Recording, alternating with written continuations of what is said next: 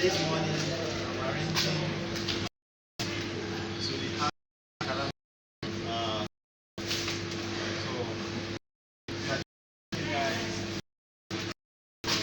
so you guys very interesting. Entertainment, enlightenment,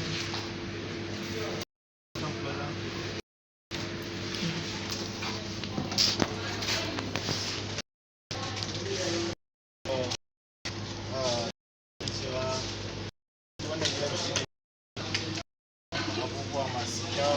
wanda za ku ji daɗi wanda za ku kare kuma za ku ga wasu abubuwa sababbi za mu ci da kawo muku so muna ƙara gaya muku da Allah ku mana watching